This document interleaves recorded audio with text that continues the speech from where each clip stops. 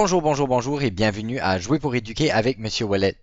Aujourd'hui, on a un épisode spécial. C'est que voyez-vous, à mon école où je travaille, j'ai commencé une compétition de Kerbal Space Program.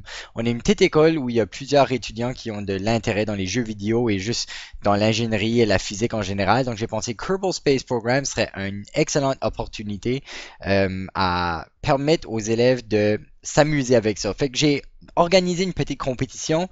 J'ai 6 équipes de 3 genres chaque et à chaque semaine, je leur donne un défi à remplir et le niveau de succès donne un nombre de points variés. Et aujourd'hui, on a eu le premier défi après quelques semaines de pratique parce que les joueurs n'avaient aucune expérience avec le jeu, sauf un. Donc, je les ai donné quelques semaines pour apprendre le jeu. Puis aujourd'hui, j'ai donné le premier défi que voici. Alors, l'objectif était de se rendre le plus haut possible avec leur fusée. Donc, c'était ça le seul objectif. C'était un objectif d'altitude. Il y avait des conditions cependant. Premièrement, le nombre d'unités de carburant qui était permis était un maximum de 550 unités de carburant. Pas plus. Ça peut être moins, mais ça peut pas être plus. Aussi, le maximum de force disponible au vaisseau était une force de 250 kN au maximum. Et la troisième condition était que seulement les engins à combustion liquide et les engins à combustion solide étaient permis. Donc, les élèves ont travaillé là-dessus pendant environ 1 heure et puis ils ont tous à peu près réussi la même chose, mais les grands gagnants de la compétition, c'est l'équipe des MSM qui ont réussi à se rendre jusqu'à 393 600 mètres à peu près. Donc, allons voir avec quel vaisseau ils l'ont fait et après, je vais montrer des détails, des stratégies que les équipes auraient pu utiliser pour monter encore plus haut. Donc, allons voir ça tout de suite. Donc, voici le vaisseau que l'équipe des MSM a utilisé. Donc, c'est un vaisseau très simple. On voit que on a une fusée qui est parfaitement verticale, rien de compliqué. Donc, ce qu'ils ont fait, ils ont utilisé un engin LVT-30 qui a une force maximale de 215 kN. Donc, ils sont en dedans des forces maximales. Et puis, leur réservoir, c'est juste des réservoirs liquides et puis ils ont un total de 540 unités de carburant liquide. Donc, on est en dessous du 550. Et puis, ils ont utilisé une capsule Mark 1 de base. Et c'est avec ça qu'ils se sont rendus à le maximum d'altitude, c'est-à-dire 393 km environ.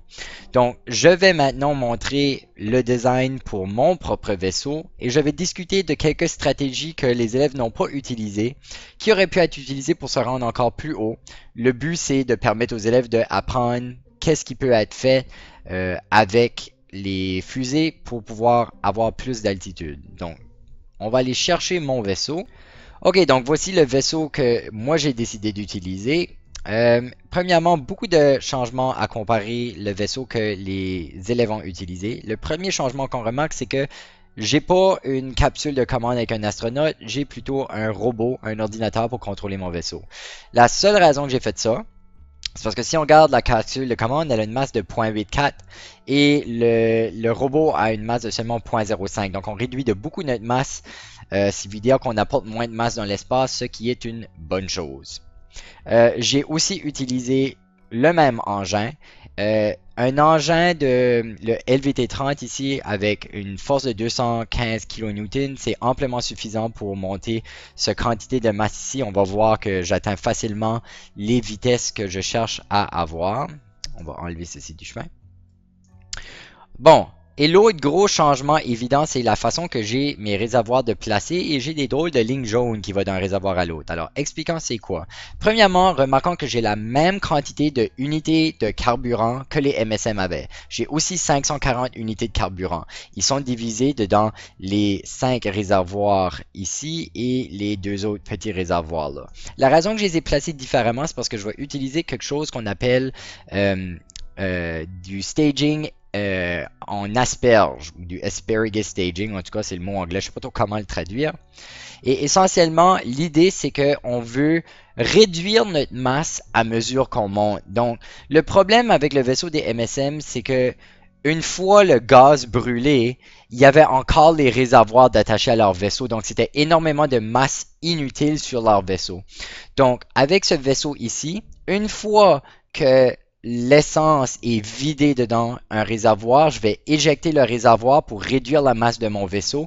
Comme ça, l'engin travaille pas aussi fort pour monter la masse et ça devrait me donner plus de hauteur éventuellement. Donc, on va voir que je vais perdre vous allez voir quand je vais faire le lancer que je vais perdre mes réservoirs au fur et à mesure qu'ils se vident. Donc ça c'est une autre chose qu'on peut faire pour essayer de rendre notre essence et notre engin plus efficace. La dernière chose que j'ai faite de différent, c'est que j'ai ajouté ici des lignes jaunes qui vont d'un réservoir à l'autre. Qu'est-ce qu'ils font ces lignes jaunes-là? Ils pompent l'essence d'un réservoir à l'autre. Donc, si on suit les flèches ici, on voit que l'essence de ce réservoir ici se fait pomper dans ce réservoir-là. Et puis ensuite, on a que l'essence de ce réservoir ici se fait pomper dans le réservoir-là. Qu'est-ce que ça me donne de faire ça? Eh bien, ça fait que tous les réservoirs sont en train de donner de l'essence à l'engin, au même engin. Donc, même si j'ai pas les réservoirs un par-dessus l'autre, ils vont tous envoyer leur essence au même engin. Mais ça fait aussi en sorte que ces réservoirs ici vont se vider avant ce réservoir-là. C'est-à-dire que je vais complètement vider ça, je vais pouvoir m'en débarrasser et ce réservoir ici va être plein au moment où je me débarrasse de celui-là. Donc, l'essence va complètement là-dedans. Une fois que celui-là est vide, je l'éjecte et l'essence de celui-là est encore complètement plein. Donc ça, c'est super utile pour aider à avoir une meilleure consommation d'essence. Donc, côté design, c'est les différences entre mon vaisseau et le vaisseau gagnant. Vous pouvez regarder ceci puis penser, ben voyons donc, ça n'a aucun sens que ça fonctionne ceci. Regarde toute la surface de contact que tu as avec l'air. C'est pas du tout aérodynamique. Et c'est vrai.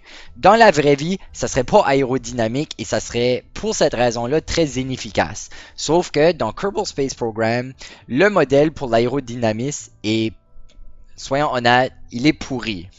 Il est basé simplement sur le nombre de parties et non pas sur où se retrouvent ces parties-là.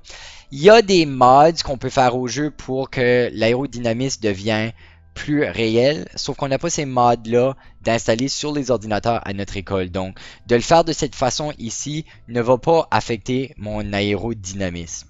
Donc, c'est le vaisseau côté design.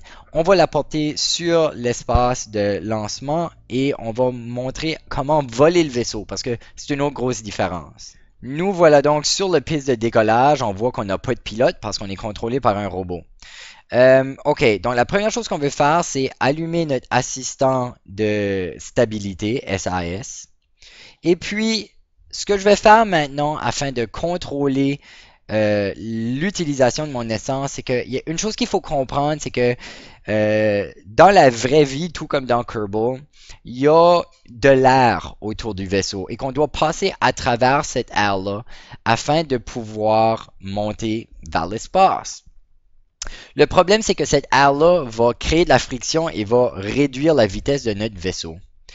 Et il y a une certaine vélocité, une certaine vitesse maximale à laquelle on peut aller parce que la force de l'air va complètement annuler toute autre force qu'on pourrait ajouter pour monter. C'est-à-dire qu'il y a des vitesses maximales que le vaisseau peut aller, ou que c'est pas qu'il y a une vitesse maximale auquel le vaisseau veut aller. Il y a une vitesse optimale à laquelle le vaisseau peut aller en fonction de la hauteur dans laquelle il se retrouve. Et ça, c'est lié à l'épaisseur de l'atmosphère. Et on va voir à mesure qu'on monte, si vous regardez ici l'indicateur d'atmosphère, à mesure qu'on monte, on va voir qu'il va y avoir de moins en moins d'atmosphère. Elle est de moins en moins épaisse.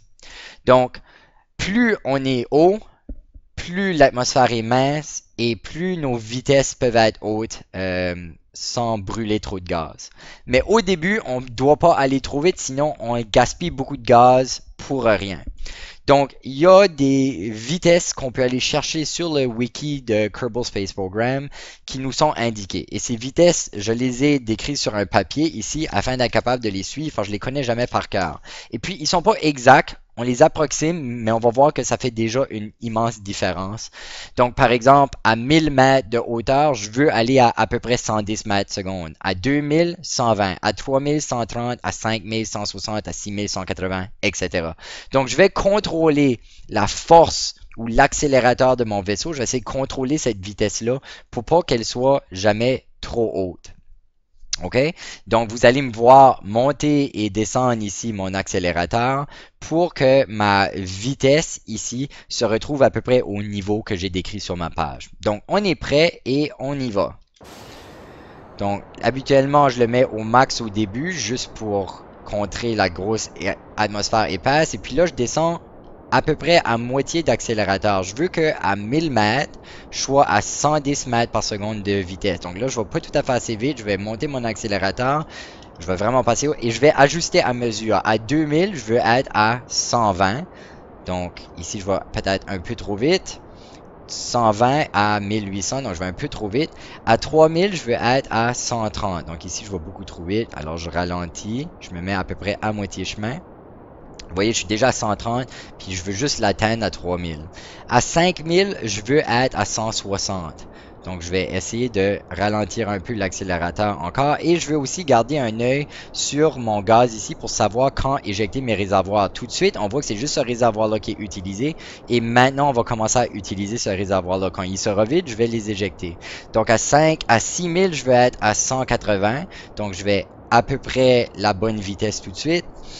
À 7000, je veux être à 200. Je vais un peu trop rapidement. Je vais me réajuster. À 8000, je veux être à 220. Voilà, je suis encore trop vite. À 10 000, je veux être à 265. Donc, je vais encore trop vite. Je réduis. Parfait. Et puis là, j'éjecte mes réservoirs. C'est un peu violent, mais c'est pas grave. À 13 000, je vais être à 350. Donc là, je vais pas assez vite. Je vais augmenter mon accélérateur un peu. À 15 000, je vais être à 430. Je veux garder un œil sur le réservoir d'essence qui est ici. On peut faire ça en cliquant sur le bouton droit sur le réservoir et c'est là qu'on voit l'essence.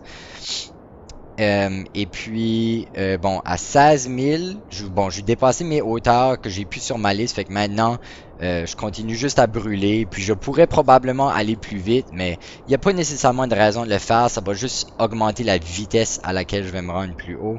Fait que je vais pas faire ça tout de suite. Je vais juste calmement descendre. On peut aussi voir ici que j'ai assez d'électricité. On peut voir nos autres sources avec ce menu-là. Donc, ça, c'est quelque chose qu'on peut faire. Donc, je regarde tout simplement pour voir quand c'est que ceci, ça sera fini.